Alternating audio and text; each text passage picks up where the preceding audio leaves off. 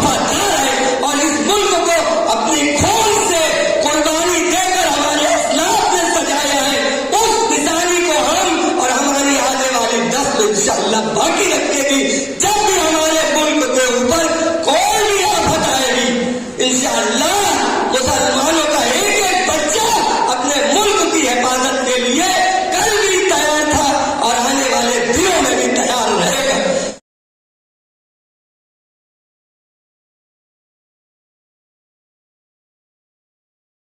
واذكروا نعمة الله عليكم إذ كنتم أعداء فألف بين قلوبكم فأصبحتم بنعمته إخوانا. صدق اللہ العظیم. آج کے اس بامقصد پروگرام کے صدر محترم خلیفہ انوار المشائخ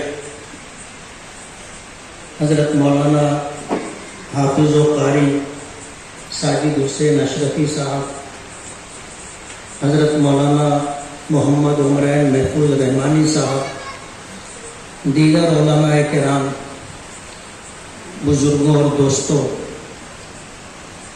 اقبال نے بہت دنوں پہلے یہ بات کہی تھی کہ منفعت ایک ہے اس قوم کی، نقصان بھی ایک ہی سب کا نبی دین بھی کہیں جاتے ہیں. کیا زمانے میں پنپنے کی یہی بات ہے؟ سنی اشرف اکیڈمی کے زیر اہتمام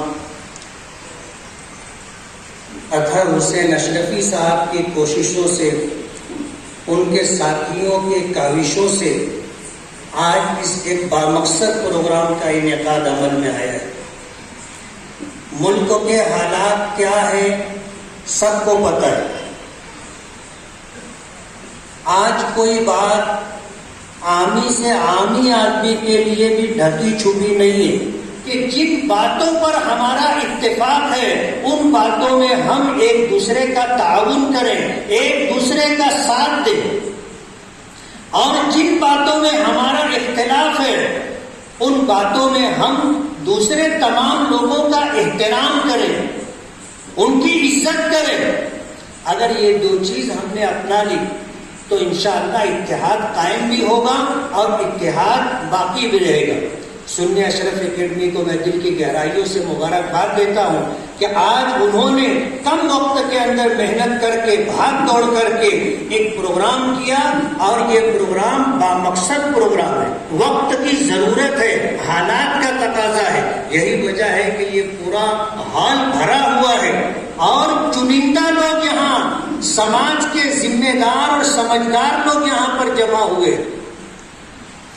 اتنا بڑا مجمع اگر اتحاد کے اس پیغام کو قبول کر لے اور اسے یہاں سے جانے کے بعد عام کرے، جس مجلس میں بیٹھے اس مجلس میں لوگوں کو یہ پیغام دے، اور اگر اختلاف کی کوئی بات سامنے آتی ہے اور ایک دوسرے کے تعلق سے بدزبانی یا کوئی غلط طریقے کی بات کہی جاتی ہے اس کو روکنے کی کوشش کرے. اتحاد کے لیے کچھ قربانی دینی پڑے گی، اور جب ہم قربانی دیں گے تو اتحاد وجود میں آئے گا، اور جب اتحاد وجود میں آ جائے تو ہمارا تعاون اور ایک دوسرے کا احترام، اس کی عزت اور اس کے مقام و مرتبے کی پاسداری اگر ہم میں رہے گی تو پھر یہ اتحاد باقی رہے گا، اور انشاءاللہ اس کے دور رس نتائج ملت کے سامنے آئیں گے اور اس کے بہترین ثمرات ہم لوگ دیکھیں گے.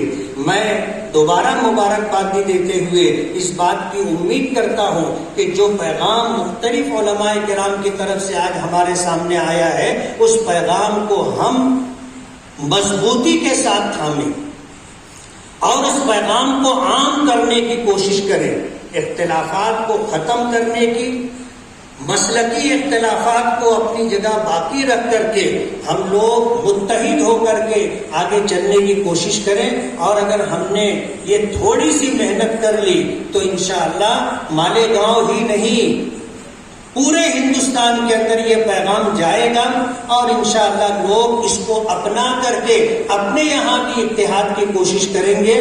اللہ تعالی ہمیں اپنے اس مقصد کے اندر کامیابی عطا فرمائے. ایک علاقے میں اس بات پر غضب مچی ہوئی تھی کہ الو حلال کہ الو حرام.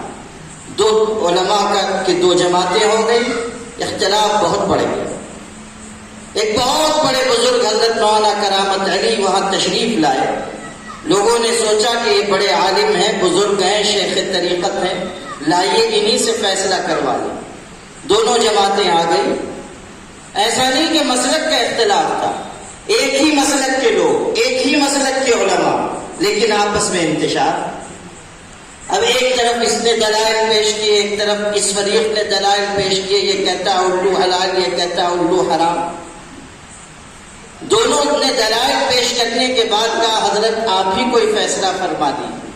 تو جو جواب انہوں نے دیا وہ بڑا دلچسپ بھی ہے اور ہم سب کے لیے نصیحت کا بھی. دونوں طرف کی بات سننے کے بعد انہوں نے فرمایا بھائیوں میں الوؤں کے جھگڑے میں پڑنا نہیں چاہتا. سمجھ گئے؟ اتنی خوبصورت بات کہی, اگر آپ اس کی گہرائی میں اترے تو سمجھ میں آئے گی بات کہ ملت کے بڑے بڑے مسائل کو چھوڑ کر اگر ہم جزئی فروعی مسائل میں الجھ رہے ہیں تو اس کا مطلب یہ ہے کہ ہم عقل مندی کی راہ پر نہیں, بیوقوفی کے راستے پر چل رہے ہیں. اقبال نے کہا تھا ایک ہو مسلم حرم کی پاسبانی کے لیے, نیل کے ساحے سے لے کر تا وفا کے کاشگر. اگر ہم اتحاد کی راہ پر نہ آئے, یقین مانیے ہمیں اپنا وجود بچانا, اپنا دین بچانا, اپنی شریعت بچانا, اپنے ادارے بچانا اس ملک میں ممکن نہیں رہے گا. کیا اب بھی ہم نوشتے دیوان نہیں پڑھ سک رہے ہیں کہ طوفان اور سیلاب ہمارے گھروں کے دروازوں پہ دستک دے رہا ہے اور ہماری بربادیوں کی داستانیں آسمانوں پر سنی جا رہی ہیں. اس وقت بھی اگر ہم دوسری راہوں پر چلیں, مفادات کی راہ پر چلیں, مسلکی باتوں میں الجھیں یا ذات برادری کی باتوں میں الجھیں, ہم سے بڑا بیوقوف کوئی نہیں. اختلاف صرف مسلک کی بنیاد پر نہیں ہوتا ہے, اس حقیقت کو ذہن میں رکھیے. مسلک ایک چیز ہے, معاملہ ذات برادری کا بھی ہے.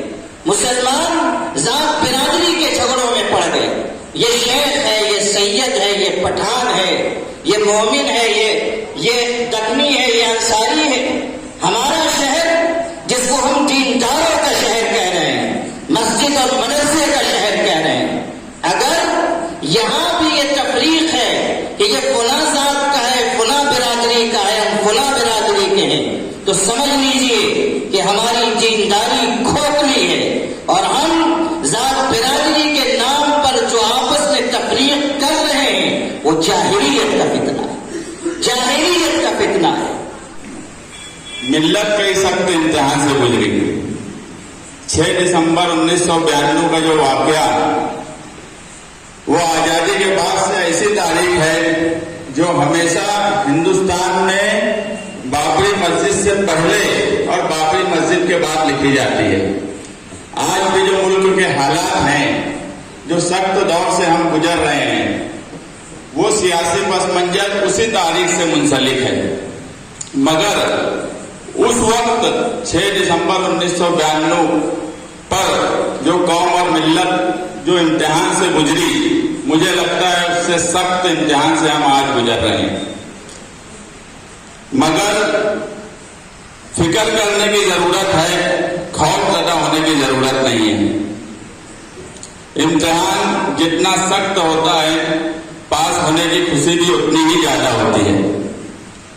آج امتحان میں اگر اسٹیج پر بیٹھے ہوئے جو ہمارے علماء اکرام ہیں, مفتی اسماعیل قاسمی صاحب ہوں, مولانا محفوظ رحمانی صاحب ہوں, ساجد حسین اشرفی صاحب ہوں, اطہر حسین اشرفی صاحب ہوں, فیروز اعظمی صاحب ہوں اور دوسرے ملی تنظیموں کے ذمہ داران, جب ہمارے ٹیچر ایسے ہوں گے تو انشاءاللہ طالب علم اور ٹیچر دونوں مل کے اس امتحان کو بھی پاس کر لیں گے.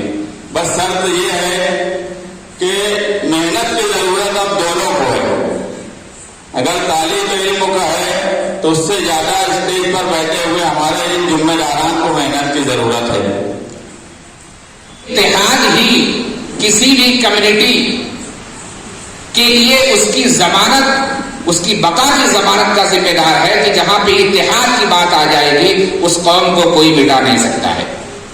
آج کی یہ جو شروعات ہے یہ پورے ہندوستان کے لیے ایک مشعل راہ بنے گی، اور میں اپنے بھائیوں سے، بالخصوص علماء کرام سے، سیاسی سماجی ذمہ داران سے یہ بات بہت ذمہ داری سے کہہ دینا چاہتا ہوں کہ ہمارے کندھوں پہ بہت زیادہ ذمہ داری ہے۔ ہمیں ہمارے درمیان کہیں پہ بھی کوئی بھی قسم کی اختلافی معاملات آتے ہیں تو ہمیں اس کو بہت زیادہ عوامی مسائل نہ بناتے ہوئے آپس میں اپنی ذمہ داری کے تحت اس کو حل کر لینا چاہیے، نہ کہ اپنے معاملات کو دیگر محکموں تک پہنچانا چاہیے تاکہ ان کو ہماری کمزوری کا احساس ہو سکے۔ کہیں نہ کہیں شروعات ہمارے درمیان سے ہوتی ہے، اس کے اوپر قدغن لگانے کی ضرورت ہے۔ ہم کلمے کی بنیاد پہ اگر ہم ایک ساتھ ہیں اور ہماری شناخت ہے تو ہمیں اس کو فعل کے ذریعے نہیں، عمل کے ذریعے ثابت کرنی ہوگی۔ اور اتحاد، ہم جس دیش میں رہتے ہیں الحمدللہ یہاں کے قانون، یہاں کے معاملات پر مسلمان ہمیشہ ٹرسٹ کرتا تھا، کرتا ہے۔ اس لیے ہمیں قانون کے دائرے میں رہتے ہوئے اپنی بات کہنے کا پورا حق ہے۔ مسلم قوم کبھی بھی شدت کو پسند نہیں کرتی ہے، خاص کر کے جمعیت اہل حدیث ہر قسم کی تشدد کی مذمت کرتی ہے، ہر قسم کے ایسے سماج اور دیگر لوگوں کو بانٹنے والے جو عناصر ہوتے ہیں ان کی ہمیشہ مذمت کرتی ہے اور کرتی رہے گی۔ ہم جس دیش میں رہتے ہیں اس دیش کے اصول و ضوابط پر عمل کرتے ہوئے اپنی باتیں ذمہ داران، پولیس محکمہ اور حکومت ہند تک اپنی باتیں ہم ڈسپلین انداز میں پہنچاتے ہیں جو کہ ہمارا جمہوری حق ہے۔ لیکن آج کا جو یہ پلیٹ فارم ہے کہ گلستان کے جتنے بھی پھول ہیں ہر ایک کی اپنی ایک مہک ہے، اور وہ اسی وقت آباد رہ سکتا ہے کہ ہر ایک کی عزت نفس، اس کے عقائد کا جو بھی معاملہ ہے اس کی پاسداری کرتے ہوئے اس کی عزت کرے، اس کا احترام کرے، اور کسی معاملے میں اگر کہیں پہ کوئی انتشار ہوتا ہے تو باہمی اتحاد اتفاق کے ساتھ ہم کو آپس میں اپنے مسائل حل کر لینا چاہیے، نہ کہ ہمیں جگ ہسائی کا موقع دینا چاہیے۔